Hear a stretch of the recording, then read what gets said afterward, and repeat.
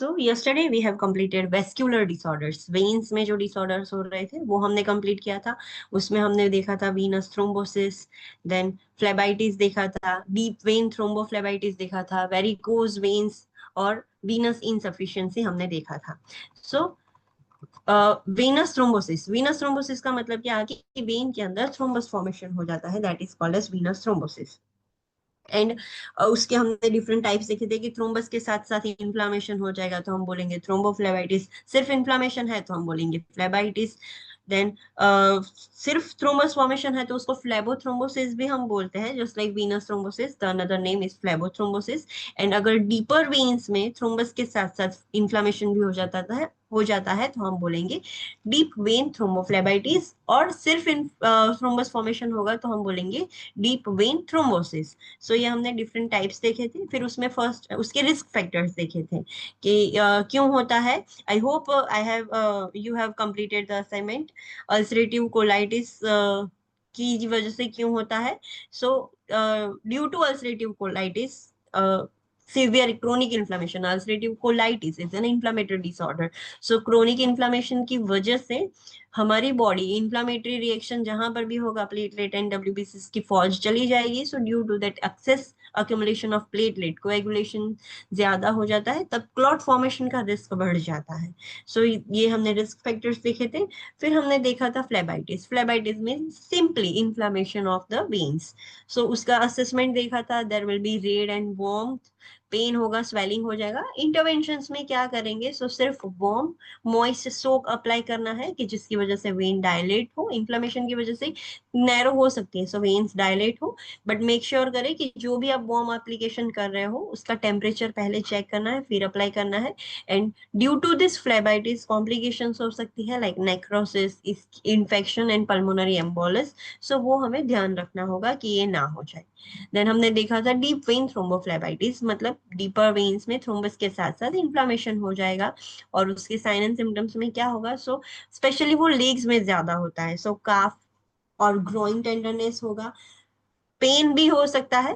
Tenderness मतलब सिर्फ touch करने पर पेन होगा, बट एंड पेन मतलब विदाउट इवन टचिंग पेशेंट को पेन हो रहा है। स्वेलिंग भी हो सकता है, स्वेलिंग नहीं भी हो सकता है।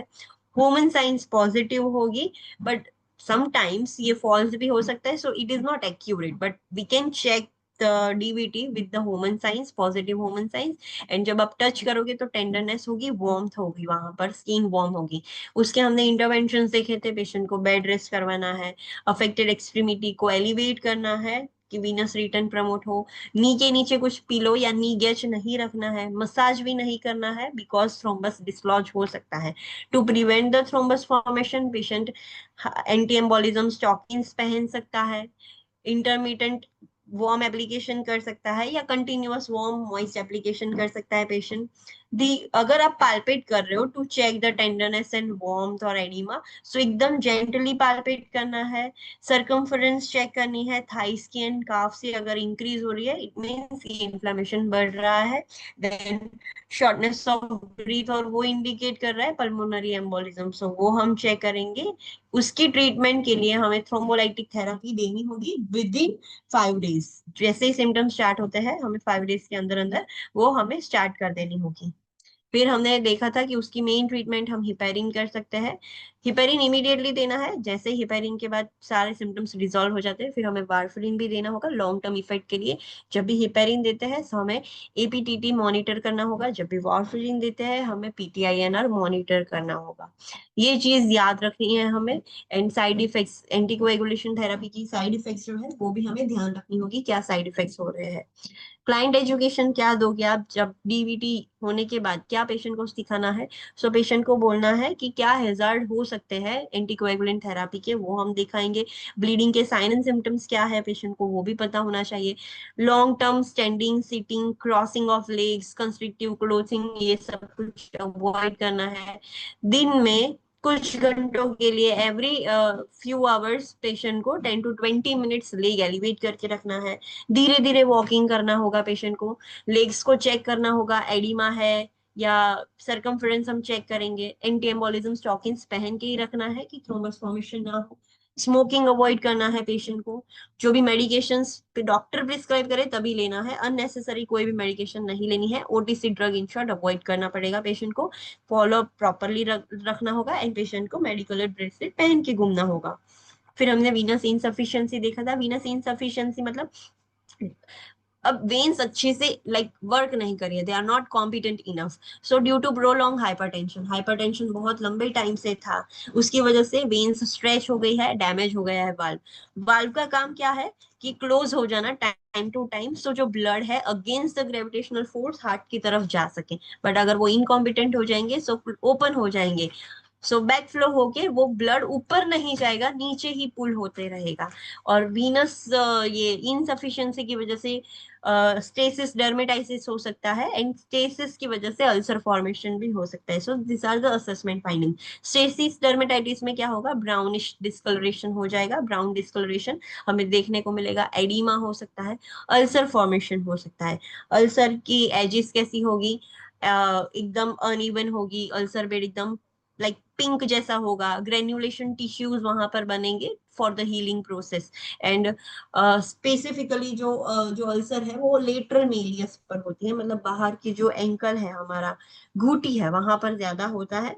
देन इंटरवेंशन हमने देखे थे, ये इंटरवेंशन रेड इंपॉर्टेंट पॉइंट याद रखना है, जब भी वीनस इनसफिशियंसी हो, मतलब वीनस रिटर्न नहीं हो रहा है अच्छे से, वेन फ्लो जो जाना चाहिए लेग में से हार्ट की तरफ वो नहीं जा रहा है, so for that we have to do the leg elevation for the patient. Patient के लेग एलिवेट करने होंगे तभी ब्लड रिटर्न, वीनस रिटर्न हो पाएगा। देन पेशेंट को बोलना है स्टॉकिंग्स पहनना है। एंड दिन में भी ड्यूरिंग डे इवनिंग जैसे भी प्रिस्क्राइब किया है तब पहना है। वो बेड पर से भी उठता है तो पहन के ही बेड पर से निकलना है। देन पेशेंट को बोलना है कि पूरी लाइफ टाइम अब पहनना पड़ेगा। Prolong sitting, standing, constructive clothing, crossing of the legs avoid करना है, 10 to 20 मिनट्स के लिए एलिवेट करना है। इंटरमिटेंटली वो सिक्वेंशियल न्यूमेटिक कंप्रेशन डिवाइस या कंप्रेशन डिवाइस भी पेशेंट यूज कर सकता है। देन ओके, अगर ओपन अल्सर है तो सीधा जो कंप्रेशन डिवाइस का स्टॉकिंग्स है वो ऊपर डायरेक्टली अल्सर के ऊपर नहीं पहनना है, उसके ऊपर ड्रेसिंग होना चाहिए, ड्रेसिंग के ऊपर पेशेंट पहन सकता है स्टॉकिंग। अब वुंड केयर के बारे में भी हमें देखना पड़ेगा, बिकॉज वीनस इनसफिशियंसी में अल्सर होता है, chances are so high. So wound care भी हमें करनी पड़ेगी, देखना भी पड़ेगा पेशेंट कर सकता है या नहीं, कैसे करना है वो हमने देखा था कि वुंड केयर प्रॉपरली हमें देनी होगी। अगर पेशेंट कर सकता है कि नहीं वो चेक करना होगा, अगर नहीं कर सकता है तो होम केयर रिसोर्सेज के बारे में हमें बताना होगा। ड्यूरिंग वुंड केयर अन्ना बूट यूज किया जा सकता है। व्हाट इज अन्ना बूट, तो एक ड्रेसिंग गॉस पीस होता है जिसको जिंक ऑक्साइड में डीप करके हम रैप कर देते हैं अराउंड द लेग, और उसके ऊपर वापस से एक इलास्टिक रैप कर देंगे। सो दैट इज जो हमने वो मेडिकेटेड रैप किया, that is Anna boot, right. So Anna boot के ऊपर फिर हम इलास्टिक रैप कर देते हैं। अन्ना बूट को PHCP every once in a week change करना पड़ता है। अन्ना बूट अप्लाई करने से पहले हमें जो वुंड है उसको क्लीन करना होगा, but only with normal saline. Don't use povidone iodine and hydrogen peroxide. The rational is कि उसकी वजह से जो हीलिंग हुआ था, ग्रेनुलेशन टिश्यूज बने थे वो भी डिस्ट्रॉय हो जाएंगे, सो हीलिंग अच्छे से नहीं हो पाएगा। फिर अन्ना बूट को प्रॉपरली इलास्टिक रैप से कवर कर देना है, बहुत ज्यादा टाइट ना हो जाए वो भी हमें ध्यान रखना है। अगर आप कोई टेप अप्लाई कर रहे हो तो पेशेंट की स्किन पर अप्लाई नहीं करनी है। एंड ऑक्लूसिव ड्रेसिंग में आप पॉलीइथिलीन फिल्म या हाइड्रोकोलॉइडल ड्रेसिंग भी यूज कर सकते हैं। हमने ये सारे ड्रेसिंग बर्न्स में देखे थे, जिससे नहीं देखे हम उसमें स्टडी कर लेंगे। सो ये टाइप के ड्रेसिंग यूज कर सकते हैं। मेडिकेशंस में कौन सी मेडिकेशंस दे सकते हैं, तो टॉपिकल एजेंट्स, जो ऐसी कुछ दवाइयाँ जिससे जो अल्सर के अंदर जो डेब्रीज क्रिएट हो गई है वो निकल जाए, बट मेक श्योर करना है कि वो अगर हम दवाई लगा रहे हैं तो सराउंडिंग जो हेल्दी स्किन है वहां पर ना लग जाए, वरना वो स्किन डैमेज हो जाएगी। सो कैसे प्रिवेंट करें, आजू बाजू की स्किन पर पेट्रोलियम जेली या ऑयल बेस्ड कुछ भी एजेंट, पेट्रोलियम जेली एक एग्जांपल है, ऐसा कुछ भी लगा सकते हैं। एंड एंटीबायोटिक्स भी देना है अगर पेशेंट को इन्फेक्शन हो जाता है, सेल्यूलाइटिस हो जाता है, सो हम एंटीबायोटिक्स भी देंगे। फिर हमने देखा था वेरिकोज वेन। वेरिकोज वेन मतलब जो डायलेटेड टॉर्टुअस वेन हो जाती है उसको हम वेरिकोज वेन बोलते हैं। असेसमेंट फाइंडिंग, पेशेंट को पैर में पेन होता रहेगा, एक डल एकिंग पेन होगा आफ्टर स्टैंडिंग। एंड अगर वो पेशेंट को वेरिकोज वेन होता है तो वो जब पैर ऐसे डेंगल्ड मोशन में होता है, लटकाए हुए होता है पैर, तो भी उसकी वेन्स ऐसे क्लियरली आप देख पाओगे कि एकदम डार्क कलर की डायलेटेड टॉर्टोस वेन आपको दिखेगी। एक फीलिंग ऑफ फुलनेस होगा पैरों में, ऐसा लगेगा पैर भारी भारी हो गए हैं, एंकल एडिमा होगा। So this are the sign and symptoms. To identify the varicose vein हम एक ट्रेंडलबर्ग टेस्ट कर सकते हैं। ट्रेंडलबर्ग टेस्ट में क्या करना होगा, पेशेंट को सुपाइन पोजीशन देनी है, लेग एलिवेट करना है कुछ देर के लिए।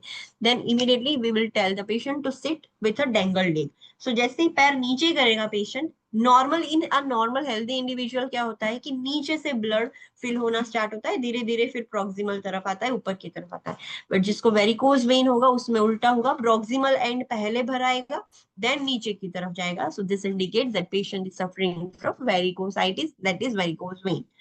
इंटरवेंशंस क्या करेंगे वेरिकोज वेन के लिए, वो हमने देखा था, एंटी एम्बोलिज्म, स्टॉकिंग्स है, लेग एलिवेट करके रखना है। फिर हमने देखा था कि प्रोलॉन्ग सिटिंग स्टैंडिंग, ये सब कॉमन ट्रीटमेंट है, कॉमन इंटरवेंशन है, वो पेशेंट को भी बोलना है अवॉइड करे, कंस्ट्रिक्टिव क्लोथिंग नहीं पहनना है। बट वेरिकोज वेन के लिए ट्रीटमेंट अवेलेबल है, वार्म एप्लीकेशन एंड वो सब तो कंफर्ट के लिए है, डिस्कंफर्ट जो होता है। मेन ट्रीटमेंट इसमें हम स्क्लेरोथेरापी या तो वेन स्ट्रिपिंग लेजर थेरापी कर सकते हैं। स्क्लेरोथेरापी में क्या होता है, एक स्क्लेरोसिंग एजेंट हम वेन के अंदर डायरेक्ट इंजेक्ट करेंगे जिससे वेन बर्न हो जाती है। बट उसके ऊपर फिर प्रेशर ड्रेसिंग अप्लाई करना होता है। 2 से 3 हफ्तों बाद वो हम ड्रेसिंग निकालेंगे और जो ट्रैप्ड ब्लड है उसको इंसिजन रख के ब्लड को निकाल देंगे बाहर। फिर वापस से प्रेशर ड्रेसिंग अप्लाई कर देंगे, मतलब पूरा प्रॉपरली टाइट करेंगे, not too much tight, but एक प्रेशर ड्रेसिंग अप्लाई करेंगे जो ड्रेसिंग 12 से 18 घंटे तक वहां पर ही रहेगा। फिर हमने देखा लेजर थेरापी। लेजर ट्रीटमेंट का यूज करके हम वेन्स को बर्न आउट कर सकते हैं। एंड वेन स्ट्रिपिंग देखा था, मतलब we are just removing the vein, stripping कर रहे हैं उसका। ऐसी वेन्स जो बहुत ही ज्यादा लार्ज है, डायमीटर बहुत ज्यादा डायलेट हो गई है, 4 mm से भी बड़ी है, बहुत ज्यादा क्लस्टर में है, बहुत जगह ऐसी वेन्स एक साथ बहुत ज्यादा है। सो ऐसे केसेस में हम कर सकते हैं जब हमने बहुत ट्रीटमेंट सारी यूज कर ली, sclerotherapy, laser therapy, but nothing is working right, तब हम ये कर सकते हैं। Okay, I hope you have no doubt till this topic. If you have any doubt, you can message me. I will clear your doubts.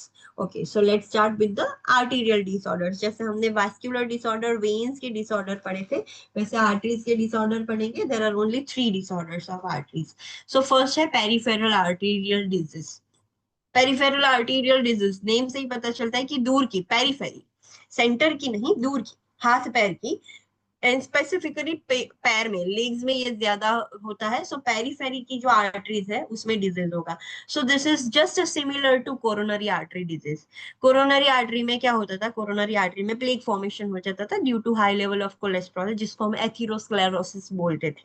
So similarly same thing will happen in the peripheral arteries. जो पैरों की arteries है उसके अंदर भी plaque formation हो जाएगा due to high level of cholesterol and lipid, जिसको हम बोलेंगे atherosclerosis. But the location is different. Instead of coronary artery, the arteries are peripheral arteries. So PAD and CAD are same. CAD मतलब coronary artery disease, PAD मतलब peripheral artery disease, दोनों में होगा same, atherosclerosis ही होता है। सो peripheral artery disease क्या है, PAD? It is a chronic disorder in which the partial or total arterial occlusion deprives the lower extremity of oxygen and nutrients. जैसे coronary artery block हो जाती थी तो मायोकार्डियम इस्केमिक हो जाता था, इस्केमिक होके फिर इंफाक्शन हो जाता था, नेक्रोसिस हो जाता था, लास्ट नेक्रोसिस के बाद गैंग्रीन आता है, जो हार्ट में नहीं होता, नेक्रोसिस में ही हार्ट बंद हो जाता है, लाइक फेलियर और वो सब हो जाता है। But same thing will happen here. Peripheral artery का काम क्या है, पेरिफेरल टिश्यूज को, पैरों को जहां पर भी है वहां पर ब्लड सप्लाई करना। सो ये क्रोनिक डिसऑर्डर है, जस्ट लाइक सीएडी। सो उसकी वजह से क्या होगा, पार्शियल ऑब्स्ट्रक्शन हो जाएगा या तो टोटल ऑब्स्ट्रक्शन हो जाएगा, जिसकी वजह से जो लोअर एक्सट्रीमिटीज है वहां पर ऑक्सीजन भी नहीं मिलेगा, न्यूट्रिएंट्स भी नहीं मिलेंगे। Tissue damage occurs below the level of arterial occlusion, जहां पर ऑक्लूशन है, for example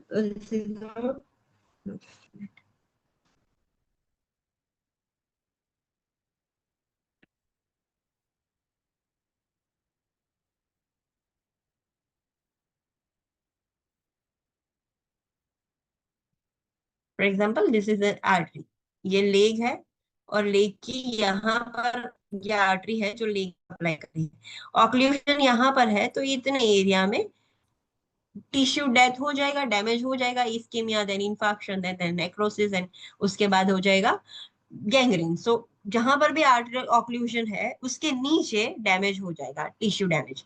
atherosclerosis is the common cause of peripheral artery disease, just like CAD. PAD में भी एथेरोस्क्लेरोसिस से मेन विलन है, due to high cholesterol level plaque formation हो जाता है एंड वो आर्टरी को ब्लॉक कर देगा। साइन एंड सिम्टम्स क्या होंगे? अगर पीएडी होता है तो उसके साइन एंड सिम्टम्स क्या होते हैं? Intermittent claudication. क्लॉडिकेशन एक पेन है। What do you mean by intermittent claudication? तो उसका डिस्क्रिप्शन है, pain in the muscles during exercise resulting from an inadequate blood supply. Yes, make sure करना है, डोंट गेट कंफ्यूज। नॉर्मली हम exercise करते हैं, अगर हैवी एक्सरसाइज करते हैं तो due to that tear, wear and tear effect की वजह से पेन होता है, but this is that is different.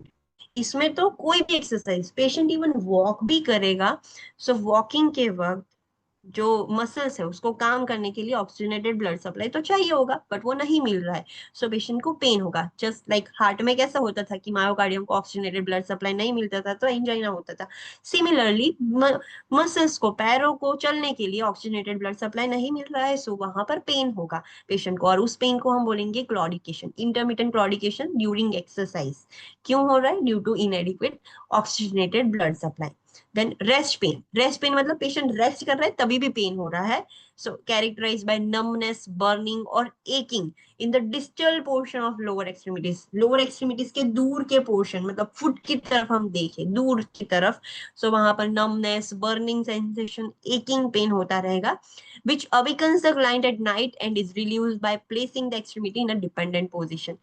इतना पेन होता है कि पेशेंट रात में सो रहा होता है तो पेन की वजह से उठ जाता है, उतना पेन होता है।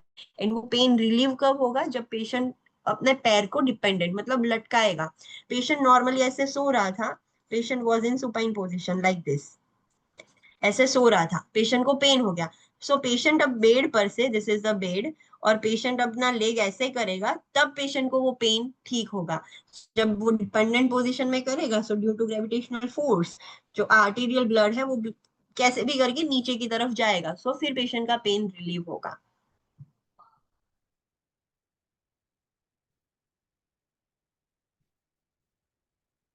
नेक्स्ट और क्या होता है? लोअर बैक पेन और बटक डिस्कम्फर्ट भी होता है due to poor perfusion, dry scaly skin and loss of hair on the legs. जो पैर है, जहां पर जो भी पोर्शन है, फॉर एग्जांपल नी के नीचे का पोर्शन है जहां पर ऑक्सीजनेटेड ब्लड सप्लाई नहीं जा रहा है, तो वो स्किन एकदम ड्राई हो जाएगी, स्केली हो जाएगी, एंड उसके ऊपर जो हेयर है वो भी नहीं रहेंगे। थिकन टोनेल्स, जो पैरों के नाखून है वो एकदम थिक हो जाएंगे। Cold and grey blue colour of the skin in lower extremities, in short cyanosis की बात हो रही है, due to like prolong deprivation of oxygen, skin एकदम साइनोस हो जाएगी, cold and grey blue colour की स्किन हो जाएगी। Elevational pallor and dependent rubor in the lower extremities, yes this is the different point. Like जब हम elevate करेंगे lower extremity को, when you will elevate the lower extremity, पेल हो जाएगी। पैर ऐसे है, वहां पर ऑक्सीजनेटेड ब्लड सप्लाई नहीं जा रहा है, अगर आप एलिवेट करोगे तो और पेल हो जाएगी, बिकॉज ग्रेविटेशनल फोर्स की वजह से वो ऊपर की तरफ जा ही नहीं पाएगा, ऑलरेडी ब्लॉकेज है एंड वो जा भी नहीं पाएगा। तो जब एलिवेट करोगे तब एक्सट्रीमिटी पेल हो जाएगी, जब आप लटकाओगे डिपेंडेंट पोजीशन में र्यूबर हो जाती है, मतलब रेड रेड हो जाती है। डिक्रीज और एब्सेंट पेरिफेरल पल्सेस, आर्टरी में ही ब्लॉकेज है तो पेरिफेरल पल्सेस आप पैरों में लेना ट्राई करोगे तो एकदम डिक्रीज होगी, क्वालिटी कम होगी, या तो एब्सेंट होगी। Painful arterial ulcer formation, yes, Venus insufficiency में भी अल्सर था, आर्टीरियल पीएडी में भी अल्सर फॉर्मेशन होगा। और इस पर से क्वेश्चन आते हैं, we have to identify that this ulcer is due to venous insufficiency और आर्टीरियल इनसफिशियंसी।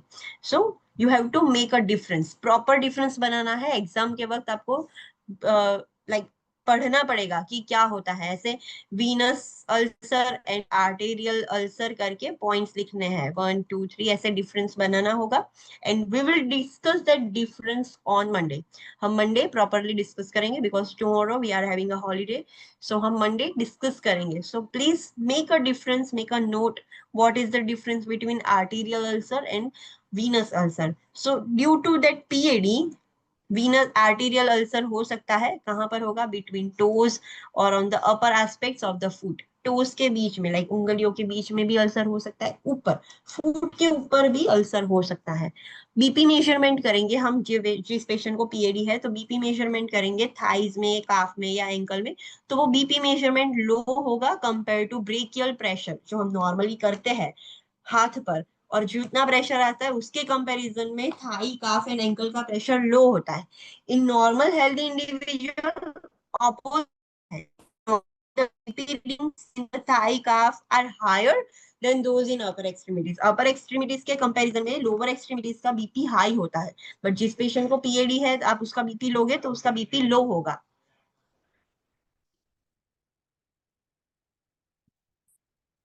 इंटरवेंशन क्या कर सकता है पीएडी में? So this is really important point that you have to remember. Because the swelling in the extremity prevents the arterial blood flow, the client with peripheral arterial disease is instructed to elevate the feet at rest, but to refrain from elevating them above the level of heart because extreme elevation slows the arterial blood flow. Just a minute.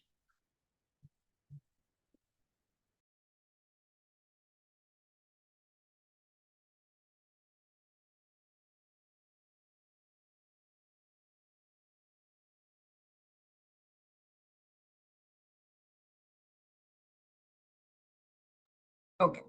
So okay, patient है, patient को already PAD है, blood supply नहीं हो रहा है, due to that ischaemia हो जाएगा, so there is an injury, injury की वजह से इन्फ्लामेटरी रिएक्शन वहां पर जनरेट होगा। Now due to the inflammatory reaction, swelling तो होगा ही इन्फ्लामेटरी रिएक्शन में, सो ऑलरेडी ब्लड सप्लाई नहीं हो रहा है, this is the leg, this is the leg of a patient, ये आर्टरी ऑलरेडी ब्लॉक है एंड आसपास स्वेलिंग हो गया है,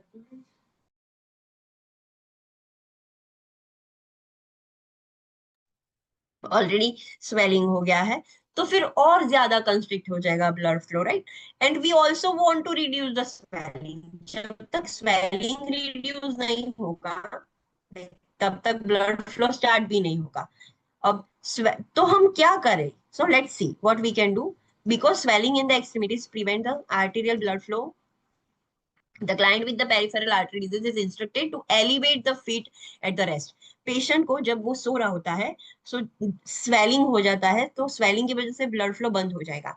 सो ब्लड फ्लो बंद ना हो इसके लिए हमें क्या करना है, फीट को एलिवेट करना है। अगर हम एलिवेट करेंगे तो फिर वापस से ब्लड फ्लो जाएगा कैसे, एलिवेशन की वजह से, बट कितना एलिवेट करना है, not above the level of heart. So patient को अपनी हार्ट के लेवल तक ही एलिवेट करना है, ज्यादा एलिवेट नहीं करना है, डिपेंडेंट पोजीशन में नहीं रखना है। आइडियली इतना चीज याद रखना है कि जब भी वीनस इनसफिशियंसी होती है तब हम ट्रीटमेंट के लिए लेग एलिवेट करते हैं, we will avoid the dependent position. PAD में ऐसा याद रखो कि आर्टीरियल इनसफिशियंसी है, आर्टीरियल ब्लड फ्लो नहीं हो रहा है नीचे की तरफ, सो हम डिपेंडेंट पोजीशन देंगे, that will be good. But patient को एडिमा है तो डिपेंडेंट पोजीशन देने से एडिमा वर्स होता है, तो फिर पेशेंट का लेग हम एलिवेटेड रखेंगे, बट कितना, not more than level of heart, heart के लेवल पर ही रखना है कि ब्लड सर्कुलेशन चालू रहे। हार्ट से लेवल से अबोव करोगे तो फिर ब्लड फ्लो नहीं हो पाएगा, सो ये चीज याद रखना, because extreme elevation slows art. अब कोई पेशेंट को सीवियर केस है, in severe case of peripheral arterial disease, the client with edema may sleep with the affected limb hanging from the bed, or they may sit upright without leg elevation in a chair or comfort. अब patient को severe like PAD है, बहुत severe, दो उसको oedema है, फिर भी उसको लेग लटका कर, हैंगिंग फ्रॉम द बेड, मतलब patient has to sleep like this, this is the bed, this is a patient, ऐसे पेशेंट है, सो उसको लेग ऐसे करके सोना पड़ेगा। फॉर एग्जाम्पल ये लेग अफेक्टेड है तो वो लेग पेशेंट ऐसे लटका कर सो जाएगा पेशेंट, दो the patient is having oedema, because the patient has a severe case of PAD. थोड़ा होता तो अगर हम स्ट्रेट रख के सो जाते तो भी चल जाता, बट उसको ऑलरेडी सीवियर है, सो पेशेंट स्ट्रेट रखेगा तो बिल्कुल ब्लड सप्लाई नहीं होगा, ग्रेविटेशनल फोर्स हमें एक्ट करवाना पड़ेगा, सो पेशेंट को सोते वक्त भी पैर ऐसे लटका कर सोना पड़ेगा, एंड जब बैठता है तब भी लेग एलिवेशन नहीं करना है, लेग लटका कर ही रखना है। और वीनस इनसफिशिएंसी में क्या करना होता है, जब पेशेंट ऐसे चेयर पर बैठता है, सो पेशेंट को सामने स्टूल होता है इन वीनस इनसफिशिएंसी, बट पीएडी में ये चीज ध्यान रखना है, एलिवेशन नहीं करना है, सिंपली नॉर्मली बैठना है पैर डेंगल करके। सो ये चीज याद रखनी है। कोई भी पेशेंट को पीएडी है, सीवियर की बात हो ही नहीं रही है, एग्जाम में क्वेश्चन में सीवियर लिखा ही नहीं है, सिंपली पीएडी लिखा है। सो कोई भी पेशेंट को पीएडी है तो पेशेंट को बोलना है कि आपको लेग डेंगल नहीं कर, पीएडी है और साथ में एडिमा है तो पेशेंट को बोलना है कि डोंट डेंगल योर लेग्स, लटकाओ मत, उसको एलिवेट करके रखो, but not more than the level of heart, heart से ज्यादा ऊपर नहीं रखना है कि जिससे एडिमा भी कम हो जाए एंड आपका ब्लड सर्कुलेशन भी चालू हो। But if the patient is having a severe PAD है तो फिर पेशेंट को, दो the patient is having oedema, patient को लेग ऐसे हैंग करके ही सोना पड़ेगा कि जिससे सर्कुलेशन चालू रहे। एंड अगर पेशेंट चेयर में बैठता है तो भी विदाउट एलिवेशन बैठना है, पैर ऐसे डेंगल करके ही बैठना होगा। So this is the main intervention, ये याद रखना होगा आपको, एग्जाम में इस पर से क्वेश्चन आ सकते हैं। Then we have to assess the pain, patient का pain कैसा है, monitor for the extremities for color, monitor the extremities for color, motion and sensation and pulses। yes, हमें पता है due to oxygen, lack of oxygenated blood supply और extremities साइनोस हो जाएगी तो कलर चेक करना पड़ेगा, मोशन एंड सेंसेशन भी चेक करने पड़ेंगे। ब्लड सप्लाई अच्छे से नहीं मिलेगा तो वहां पर सब सेंसेशंस भी शायद काम ना कर पाए, ना उसको भी ब्लड तो चाहिए होगा, सो नर्व्स भी कैसे काम करेगी, सो ये सारी चीजें चेक करनी होगी। पल्सेस कैसी है पेरिफेरल, वो भी हमें चेक करना पड़ेगा।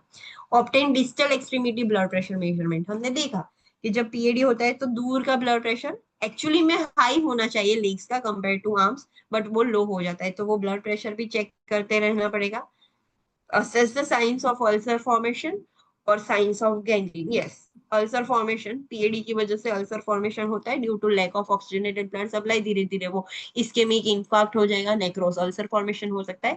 एंड लास्ट में लाइक नेक्रोसिस के बाद गैंग्रीन भी हो सकता है, सो वो हमें साइन एंड सिम्टम्स चेक करने होंगे।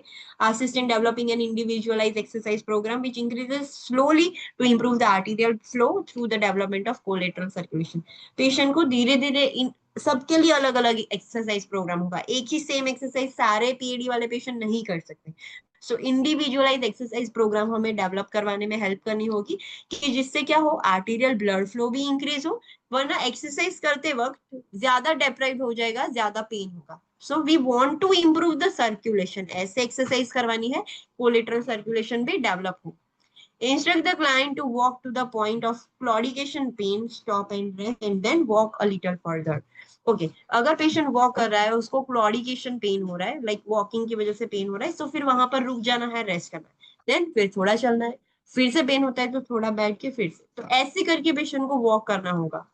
Instruct the client with peripheral PAD to avoid crossing the legs which interferes the blood flow। Yes, prolong standing sitting इसमें अवॉइडेड नहीं है, बिकॉज वो तो अच्छी बात है, ग्रेविटेशनल फोर्स से वो ब्लड सप्लाई स्टार्ट होगा, बट पेशेंट को बोलना है कि क्रॉसिंग ऑफ लेग्स अवॉइड करना है, बिकॉज उससे फिर प्रॉपर ब्लड सप्लाई नहीं हो पाएगा। Instruct the client to avoid exposing extremities to the cold, it causes vasoconstriction, and to wear socks और insulated shoes for warm all the time. Patient को बोलना है कि लाइक कोल्ड में ज्यादा एक्सपोजर नहीं लेना है, कोल्ड के एक्सपोजर से वेसोकंस्ट्रिक्शन होगा और ब्लड सप्लाई ऑब्स्ट्रक्ट हो जाएगा, सो ये पेशेंट को ध्यान रखना पड़ेगा। Instruct the client never to apply direct heat to the limb such as with a heating pad or hot water because the decreased sensitivity in the limb can cause burn।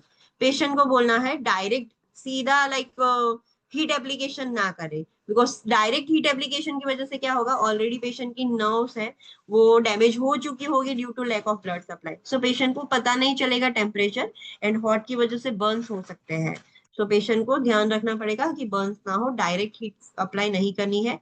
Instruct the client to inspect the skin on the extremities daily and to report any signs of skin breakdown।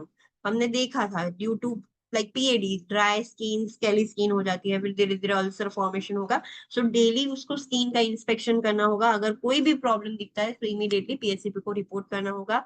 Patient को बोलना है tobacco, caffeine वो सब avoid करे, because उससे भी वेजो constriction होगा, फिर और ज्यादा प्रॉब्लम हो जाएगा, so patient has to avoid tobacco and caffeine.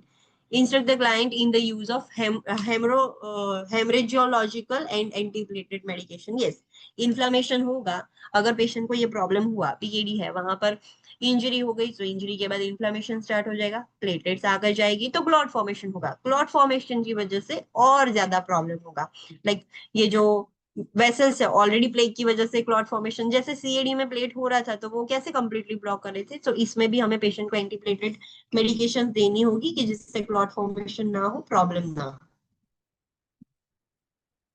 Okay, next है procedure to improve the arterial flow. जैसे सीएडी में हम प्रोसीजर्स करते थे, balloon angioplasty, laser assisted angioplasty, atherectomy, then bypass करते थे सीएबीजी। सो सिमिलरली इसमें भी ऐसा सेम करना है, प्रोसीजर सेम होगी। We can do percutaneous transluminal angioplasty with और विदाउट इंट्रावेस्कुलर स्टेंट। स्टेंट रख भी सकते हैं और सिर्फ बलून से भी कर सकते हैं, जैसा हार्ट में किया था। लेजर असिस्टेड एंजियोप्लास्टी भी इसमें कर सकते हैं, लेजर की मदद से हम उसको ब्रेक करेंगे। एथिरेक्टोमी भी कर सकते हैं, जो प्लेग है पेरिफेरल आर्टरी में वो ही रिमूव कर देंगे। और एस बाईपास कर सकते हैं।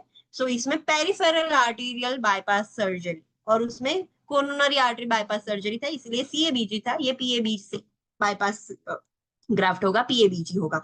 सो इसमें कैसे करते हैं bypass, you can see the figure. The graft material is sutured above and below the occlusion to facilitate the blood flow around the occlusion.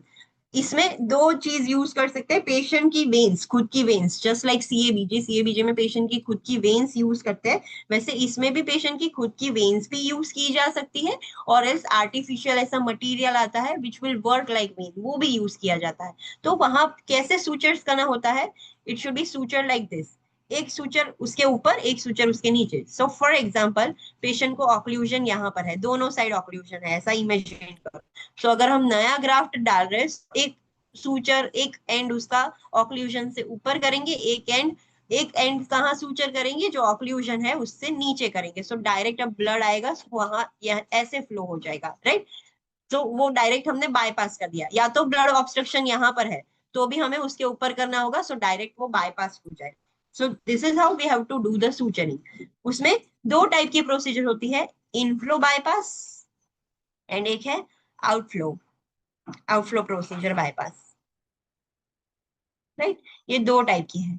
Inflow procedure bypass में क्या होता है, the occlusion is above the superficial femoral arteries and includes aortoiliac, aortofemoral and axillofemoral bypass. Okay, ये femoral arteries है, we know this is right femoral artery, this is left femoral artery, ये दोनों femoral arteries है, right. But occlusion उससे पहले है, femoral artery superficial to the femoral arteries, ऊपर है ऑक्लूजन।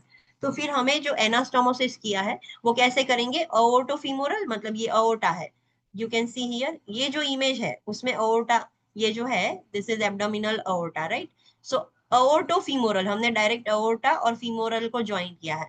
तो अओर्टोफीमोरल, ये फीमोरल वेन स्टार्ट हो गई, या तो अओर्टिक इलियाक।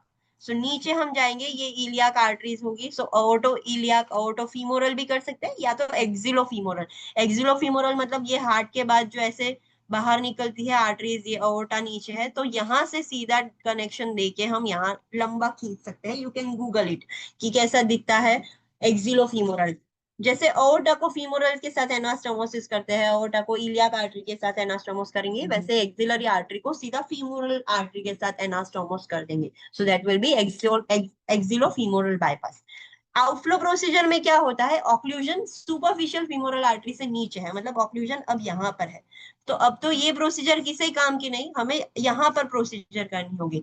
तो जब आउटफ्लो नीचे की तरफ, ज्यादा नीचे की तरफ ऑब्स्ट्रक्शन हो, तब कैसा बाईपास करना पड़ेगा, उसमें होगा फीमोरोपोप्लिटियल, फीमोरोटिबियल। फीमोरोपोप्लिटियल मतलब फीमर के बाद होती है, नीज के पीछे वाली जो आर्टरी है वो पोप्लिटियल आर्टरी हम बोलते हैं, राइट। सो हमने सीधा बाईपास फीमोरोपोप्लिटियल किया, या तो नीचे पॉप्लिटियल, नीचे भी नीचे टीबियल आर्टरी होती है, सो सीधा बाईपास टीबियल आर्टरी में कर दिया। सो इतना याद रखना है, आउटफ्लो मतलब ऊपर की तरफ है, towards the aorta. So femoral artery के ऊपर ऊपर ऑब्स्ट्रक्शन है, तो हम ये इनफ्लो वाला बाईपास करेंगे। Examples are axillofemoral, aortofemoral and aortoiliac। Outflow में क्या होता है, इनफ्लो में ऊपर होता है, आउटफ्लो में नीचे की तरफ ऑब्स्ट्रक्शन होगा, तो हमें फीमोरल आर्टरी के बाद ऑब्स्ट्रक्शन है तो फीमोरो पॉप्लिटियल, फीमोरो टीबियल, ऐसे बाईपास करना पड़ेगा।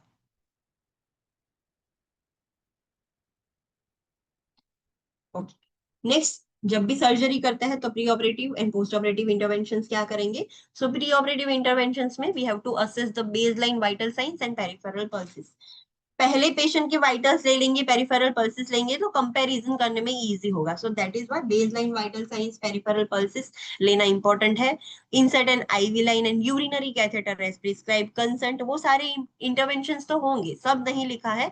डोंट थिंक दैट ये तीन ही इंटरवेंशन हो सकते हैं, बियॉन्ड दिस भी हो सकता है, बट ये तीन आपको दिए गए हैं. Maintain a central venous catheter और arterial line if inserted. Patient को सेंट्रल वीनस कैथेटर है तो वो मेंटेन करना है, और आर्टीरियल लाइन है इंसर्ट करी हुई तो वो भी मेंटेन करना है. उसको है इंसर्टेड है तो मेंटेन करना होगा. Then post operative after bypass surgery क्या इंटरवेंशन लेनी है? assess the vital signs and notify the PSCP if changes occur. vital signs लेने हैं. vital signs में changes हो रहे थे, हमने पहले भी बेसलाइन वाइटल्स ले लिए थे, अब पोस्ट ऑपरेटिव दोनों कंपेयर करेंगे. आपको लग रहा है कि कुछ abnormal changes है तो immediately we have to report the PSAP. monitor for hypotension which indicates hypovolemia. hypotension है कि नहीं पेशेंट को वो चेक करना है. hypotension है मतलब पेशेंट को hypovolemia हुआ है due to blood loss or anything. hypertension के लिए भी मॉनिटर करना है which may place the stress on the graft and cause the clot formation.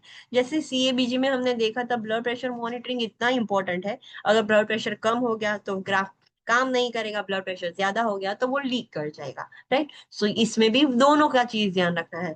Hypertension है तो वो जो नया ग्राफ्ट किया है हमने उसके ऊपर प्रेशर पड़ सकता है, क्लॉट फॉर्मेशन और बढ़ सकती है, रप्चर हो सकता है, कुछ भी हो सकता है.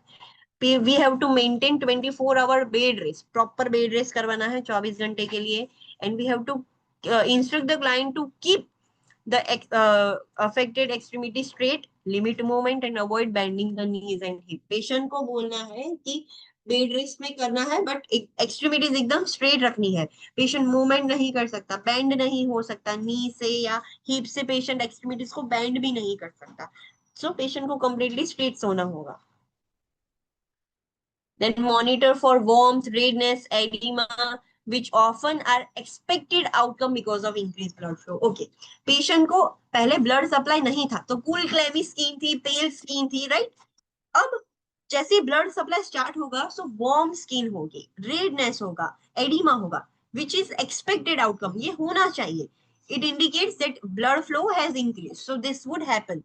Monitor for vessel or graft occlusion, which often occurs within the first 24 hours. So patient की जो वेसल्स है, ग्राफ्ट हमने जो नया इम्प्लांट किया है वो ऑक्लूड हो गया है कि नहीं वो हमें चेक करना होगा. ऑक्लूड हो जाएगा तो जो इम्प्रूव होना चाहिए था, लाइक पल्स प्रेशर, जो पल्स थी पेरिफेरल पल्स वो डिमिनिश थी तो वो भी इम्प्रूव होनी चाहिए थी, वो नहीं हो रही है. अभी भी एक्सट्रीमिटी पेल ही है, अभी भी लाइक वार्म फील नहीं हो रही है, कलर अभी भी साइन ऑफ है, अभी भी पेन हो रहा है. तो दिस इंडिकेट कि अभी भी जो ग्राफ्ट हमने नया प्लेस किया है वो ऑक्लूड हो गया है. सो वो हमें मॉनिटर करना होगा and which could happen first 24 hours में हो सकता है. So that is why monitoring is very important. Assess the peripheral pulses and assess for adverse changes in the color, temperature of the extremities. Yes, peripheral pulses हमें check करनी है, colours हम check करेंगे peripheral extremities का, temperature कैसा है वो हम सब चेक करेंगे. Assess the incision for drainage, warmth और स्वेलिंग. जहां पर इंसिजन किया है, जैसे यू कैन सी हियर जो इमेज है यहाँ पर आप देख सकते हो, जहां पर आपको दिखेगा कि बीच में एक सेंटर इंसिजन रखा है. There is a description, there is a description, mid line incision किया है एंड देन एडिशनल 2 इंसिजन किए हैं ईच इन ग्रोइन. सो एक ये मेन इंसिजन रखा है डॉक्टर ने और 2 ऐसे इंसिजन रखेंगे डॉक्टर. सो जो भी इंसिजन किया है, जैसे भी किया है, फॉर एग्जाम्पल अगर आउटफ्लो करनी थी तो नीचे की होगी सर्जरी पैरों में, सो वहां पर भी इंसिजन होगा. तो जो भी इंसिजन है, इंसिजन को हमें मॉनिटर करना है कि उसमें से ड्रेनेज कैसा हो रहा है, देन वार्मथ है, स्वेलिंग है, रीडा स्कोर इन शॉर्ट चेक करना है. मॉनिटर फॉर एक्सेसिव ब्लीडिंग, अगर एक्सेसिव ब्लीडिंग हो रहा है तो भी चेक करना है. Ideally small amount of bloody drainage expect कर सकते हैं बट ज्यादा नहीं, थोड़ा तो ब्लड हो निकलेगा बट एक्सेसिव नहीं होना चाहिए. Monitor the area over the graft for hardness, tenderness and warmth which may indicate infection. If this occurs we have to notify PSAP immediately. जहां पर ग्राफ्ट हमने इम्प्लांट किया है वहां पर हार्ड फील हो रहा है, टेंडरनेस है, ज्यादा वार्म फील हो रहा है ग्राफ्ट के ऊपर, हाँ नीचे एक्सट्रीमिटी में वार्म होगा that is okay, but graft जहां पर हमने इम्प्लांट किया है वहां पर वार्म हो रही है, देन ड्रेनेज है, pus formation, foul smelling drainage है, ये सब चीज इंडिकेट करती है कि इन्फेक्शन हो गया है, तो फिर पीएचसीपी को इन्फॉर्म करना होगा। Instruct the client about proper foot care and measures to prevent the ulcer formation. Patient को बोलना है कि फूड की केयर कैसे करनी है, कैसे ध्यान रखना है कि इंजरी ना हो, ऐसा सब ना हो। फूड अल्सर्स कैसे प्रिवेंट करने हैं, पैरों में जो अल्सर्स है वो कैसे प्रिवेंट करना है, वो सब हम पेशेंट को सिखाएंगे।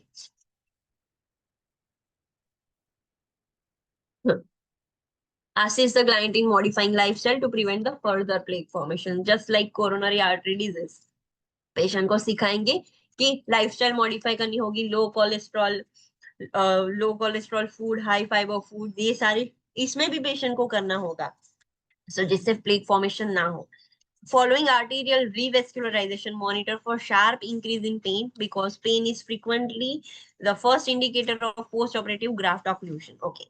हमने ग्राफ्ट किया है, रिवेस्कुलराइजेशन किया है, और फिर से पेशेंट को पेन हो रहा है, sharp pain, which indicates that graft, जो हमने नया ग्राफ्ट इम्प्लांट किया है, नई जो बाईपास किया है, वो भी ऑक्लूड हो गया है।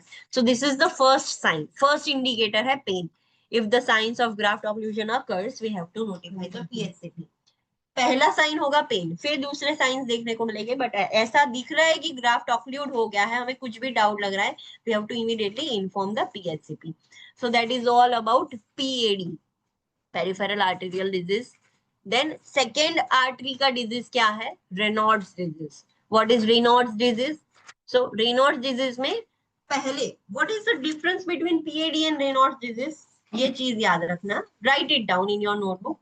पीएडी का कॉज है atherosclerosis, right, but Raynaud's disease है, उसका कॉज क्या है, स्पाज्म हम बोल सकते हैं, आर्टेरियो वेजोस्पाज्म,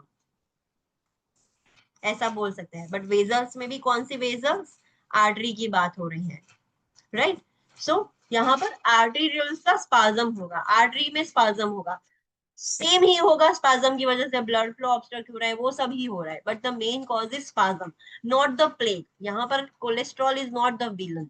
सो what is the what is Raynaud's disease? So Raynaud's disease is a vasospasm of the arterioles and arteries of the upper and lower extremities. PAD सबसे ज्यादा, ऐसा नहीं है कि पीएडी अपर एक्सट्रीमिटीज में नहीं हो सकता है, PAD could happen in anywhere, कोई भी आर्टरी में हो सकता है, बट वो सबसे कॉमन लोअर एक्सट्रीमिटीज में होता है। बट रेनॉल्ड्स डिजीज अपर और लोअर एक्सट्रीमिटीज दोनों में हो सकता है, वहां पर वेजोस्पाज्म हो जाएगा, आर्टरियोल्स और आर्टरीज है वो एकदम कंस्ट्रिक्ट हो जाएगी। सो वेजोस्पाज्म की वजह से कंस्ट्रिक्शन होगा, एंड जो क्यूटेनियस वेसल्स है वहां पर कंस्ट्रिक्शन हो जाएगा, कंस्ट्रिक्शन होगा तो ब्लड सप्लाई नहीं हो पाएगा प्रॉपर्ली।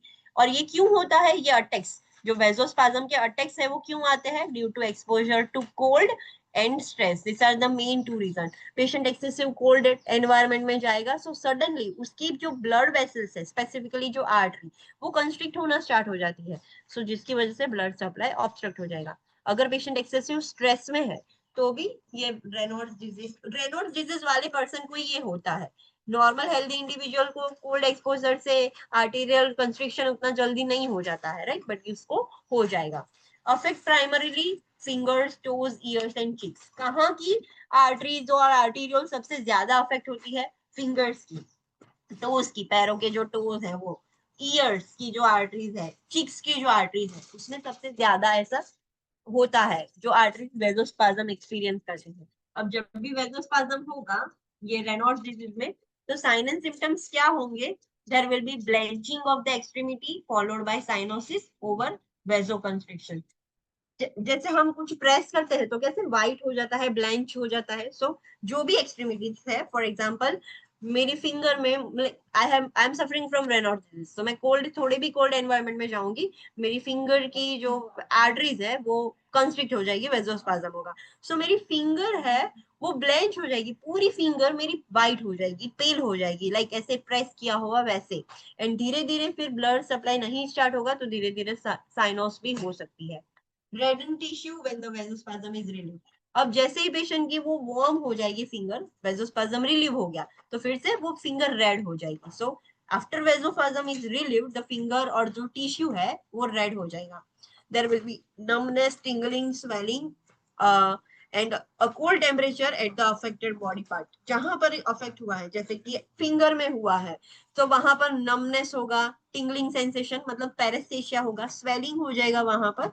एंड कोल्ड टेम्परेचर, वहां पर आप छूओगे तो आपको ठंडा फील होगा, cold temperature at the affected body part.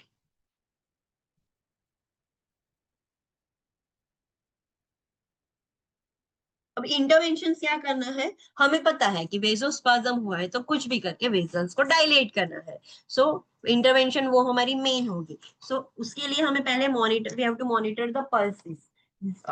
Pulse कैसी है, अगर कंस्ट्रिक्शन हुआ है तो आगे ब्लड सप्लाई बंद हुआ है तो पल्स अफेक्ट हुई है कि नहीं हुई है, वो हमें चेक करना होगा। So we have to monitor the pulses, we have to give the vasodilator, so vessels dilate हो जाएगी तो ब्लड सप्लाई चालू हो जाएगा। We have to instruct the client regarding medication therapy, patient को भी बोलना है कि आपको ये मेडिसिन कैसे लेनी है, वेजोडाइलेटर्स घर पे कैसे लेने हैं, अगर ऐसा एपिसोड आता है तो क्या करना है, वो उसको भी इंस्ट्रक्शन देने होंगे।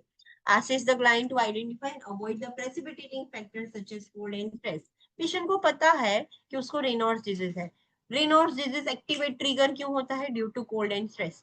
सो पेशेंट को बोलना है कि जो भी आपका प्रेसिपिटेटिंग फैक्टर है, कोल्ड की वजह से हो रहा है तो कोल्ड अवॉइड करो, स्ट्रेस की वजह से हो रहा है तो स्ट्रेस अवॉइड करो। Instruct the client to avoid smoking, smoking की वजह से और ज्यादा वेजो कंस्ट्रिक्शन होता है, स्मोकिंग, कैफीन, टबैको, सो ये सारी चीजें अवॉइड करनी होगी पेशेंट को। And instruct the patient to wear warm clothing, socks and gloves in a cold weather.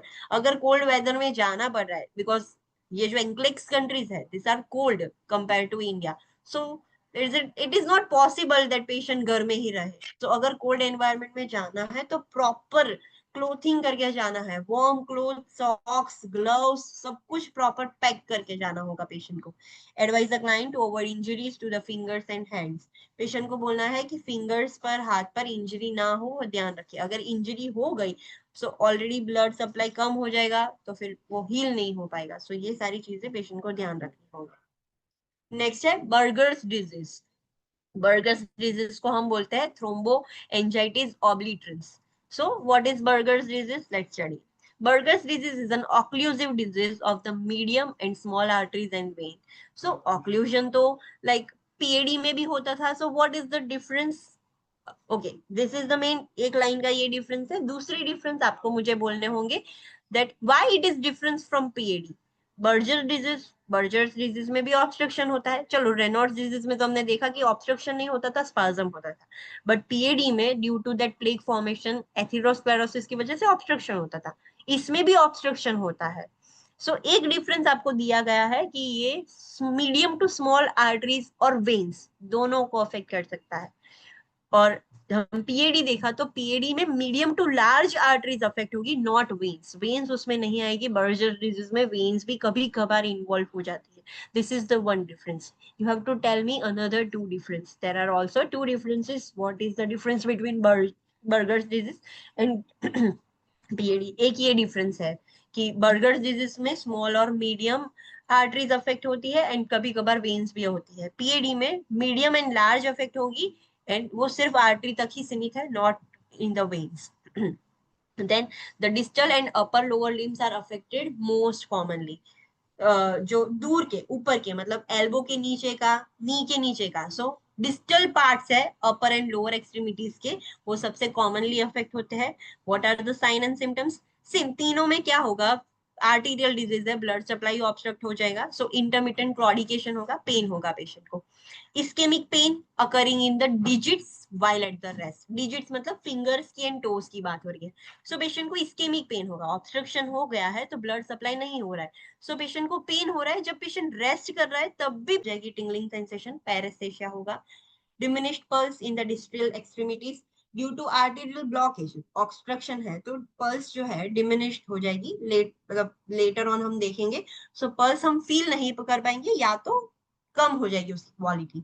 Extremities that are cooled and red in a dependent position, अगर dependent position मतलब लटका कर रख रहा है पेशेंट तब तब भी वो लाइक कूल है एंड रेड है, independent position. Then development of ulceration in extremities due to lack of oxygenated blood supply, जैसे पीएडी में अल्सर्स होता था वैसे बर्गर्स डिजीज में भी अल्सर फॉर्मेशन होगा। इंटरवेंशन क्या करेंगे, रेनॉल्ड्स डिजीज जैसा। क्यों रेनॉल्ड्स डिजीज जैसा, क्यों पीएडी जैसा नहीं? पीएडी में प्लेग था, यहाँ पर प्लेग नहीं है, राइट? सो इसमें okay, I have told you the one difference also, so find the other one also, but इसमें प्लेग नहीं होगा, so that is also a difference. So इसमें प्लेग फॉर्मेशन नहीं होता है। सो इसकी ट्रीटमेंट रिनॉड्स की जैसी है, वेजोडाइलेशन करना पड़ेगा हमें, जैसा हमने ये देखा वेजोडाइलेशन है। पेशेंट कैसे वेजोडाइलेटर्स दे सकता है? कोल्ड स्ट्रेस अवॉइड करना है, बिकॉज ऑलरेडी एक तो ऑब्स्ट्रक्शन है और ऊपर से कोल्ड में जाएगा, सो ज्यादा स्पाज्म भी होगा, सो बहुत ज्यादा प्रॉब्लम होगा। सो उसकी जो इंटरवेंशन है वो सेम लाइक रेनॉल्ड्स डिजीज है। ओके, सो आज के लिए इतना ही। Aortic aneurysm is so lengthy topic, so let's do a quick revision। आज हमने क्या देखा? so today we have completed arterial disorders। arterial disorders में तीन डिजीज हमने देखे, PAD, Raynaud's disease and Buerger's disease. PAD मतलब सीएडी जैसा ही है, due to plaque formation, cholesterol की वजह से, एथेरोस्क्लेरोसिस की वजह से, इन शॉर्ट पेरिफेरल जो डिस्टल हमारी एक्सट्रीमिटीज है वहां पर ब्लड सप्लाई नहीं हो रहा है। उसके साइन एंड सिम्टम्स देखे, इंटरमिटेंट क्लॉडिकेशन, देन पेन होता है, अल्सर फॉर्मेशन होगा, थिकन टोनेल, साइनोसिस, एलिवेट करोगे तो पेन डिपेंडेंट पोजीशन में एकदम रेड हो जाएगी। सो ये सारे उसके साइन एंड सिम्टम्स है। BP, normally BP lower extremities में ज्यादा होता है compare to upper extremities, but ऐसे पेशेंट में अगर हम चेक करेंगे तो लोअर एक्सट्रीमिटीज में कम आएगा compare to upper extremities, so this is also a sign. Then intervention हमने देखी, ये चीज याद रखनी है, जो भी पेशेंट को पीएडी है, पीएडी के साथ साथ स्वेलिंग हो गया है तो फिर और ज्यादा ब्लड ऑब्स्ट्रक्शन हो जाएगा। सो पेशेंट को हमें बोलना है कि फीट एलिवेट करके सो जाए। कितना elevation? At the level of heart, not above the level of heart. Then patient को अगर सीवियर पीएडी है तो एडिमा है तो भी पेशेंट को वो पैर हैंगिंग पोजीशन में रखकर ही सोना पड़ेगा, तभी ब्लड सप्लाई चालू रहेगा। एंड पेशेंट बैठ भी सकता है विदाउट एलिवेशन, पैर लटका के ही उसको बैठना होगा। पेन मैनेजमेंट करेंगे, कलर वो जब चेक करेंगे, एक्सट्रीमिटीज सेंसेशन, बीपी चेक करेंगे, अल्सर है कि नहीं वो चेक करना है। सबके लिए एक्सरसाइज प्रोग्राम अलग अलग है तो वो भी चेक करना है। अगर क्लॉडिकेशन पेन होता है तो इमीडिएटली रेस्ट करना होगा, फिर से वॉकिंग स्टार्ट करना होगा। कोल्ड अवॉइड करना है, टोबैको अवॉइड करना है, डायरेक्ट हीट अप्लाई नहीं करनी है बिकॉज पेशेंट को बर्न हो सकते हैं ड्यू टू डिक्रीज सेंसेशन। सो ये सारी चीजें हमने देखी। हमने प्रोसीजर देखा कि अब पेरिफेरल इंप्रूव कैसे करें। So just like balloon angioplasty था वैसे ही परक्यूटेनियस ट्रांसल्यूमिनल बलून एंजियोप्लास्टी है, बट जगह अलग है। सो एंजियोप्लास्टी कर सकते हैं with and without stent, stent placement, laser assisted angioplasty भी हम कर सकते हैं, एथिरेक्टोमी भी कर सकते हैं पेशेंट का, बाईपास सर्जरी भी कर सकते हैं जैसे सीएबीजी में कर रहे थे वैसे ही। बाईपास में दो न्यू कॉन्सेप्ट है, इनफ्लो एंड आउटफ्लो। इनफ्लो मतलब ऊपर की तरफ है, आउटफ्लो मतलब नीचे की तरफ है, ऐसा याद रखना है। फिर हमने उसके प्री ऑपरेटिव इंटरवेंशन देखे, पोस्ट ऑपरेटिव इंटरवेंशन देखे। देन रेनॉल्ड्स डिजीज देखा। रेनॉल्ड्स डिजीज में क्या है, white is different from PAD. Raynaud's disease में सिर्फ वेजोस्पाज्म होता है, अपर एंड लोअर एक्सट्रीमिटीज की दोनों आर्टरीज या आर्टरीयूल्स है उसमें वेजोस्पाज्म हो जाएगा। मेन कॉज क्या है? स्ट्रेस एंड कोल्ड, सो उसकी वजह से स्पाज्म हो जाएगा, ब्लड सप्लाई ऑब्स्ट्रक्ट हो जाएगा। उसके हमने साइन एंड सिम्टम्स देखे एंड उसकी इंटरवेंशन देखी। वेजल्स हमें डायलेट करनी है, वार्म रखना है पीट्स को कि वो ठंडी ना हो जाए, ठंडी की वजह से वेजोस्पाज्म होगा। फिर हमने देखा बर्गर्स डिजीज। बर्गर्स डिजीज का दूसरा नाम है थ्रो थ्रोम्बो एंजाइटिस ऑब्लिटरेंस। इसमें ऑक्लूजन ही होता है but it is not due to plaque, plaque की वजह से नहीं होता है, that is why it is different from PAD. And दूसरा, पीएडी में medium to large arteries, only arteries affect होती है, इसमें medium to small arteries as well as veins भी अफेक्ट हो जाती है। इसमें अपर एंड लोअर एक्सट्रीमिटीज ये दोनों के डिस्टल एंड्स अफेक्ट हो सकते हैं। उसके हमने साइन एंड सिम्टम्स देखे एंड ट्रीटमेंट हमने देखी रेनॉल्ड्स डिजीज जैसी, सेम रेनॉल्ड्स डिजीज जैसा ही पेशेंट को ध्यान रखना पड़ेगा। Now what is your assignment? You have to make a difference of venous ulcer and arterial ulcer, जिस पर से क्वेश्चन आते हैं, एंड बर्जर्स डिजीज का डिफरेंस एंड पीएडी का डिफरेंस। एग्जाम के पॉइंट ऑफ व्यू के लिए नहीं है, बर्गर्स डिजीज एंड पीएडी का disease that is for you, but जो वीनस एंड आर्टीरियल अल्सर्स है वो एग्जाम पॉइंट ऑफ व्यू से है, तो वो प्रॉपरली बनाना बिकॉज उस पर से एग्जाम में क्वेश्चन आएंगे, तब कंफ्यूजन क्रिएट हो जाएगा कि ये पेशेंट की वीनस अल्सर है या आर्टीरियल अल्सर है। सो उसका डिफरेंस प्रॉपरली बनाना। इसका डिफरेंस आपके नॉलेज के लिए है कि क्यों वो डिफरेंट है। Okay, I hope everything is clear. If you have any doubt in today's lecture, you can message me. मैं आपके डाउट सॉल्व कर दूंगी, आप मैसेज कर सकते हो मुझे. And see you directly on Monday. Thank you.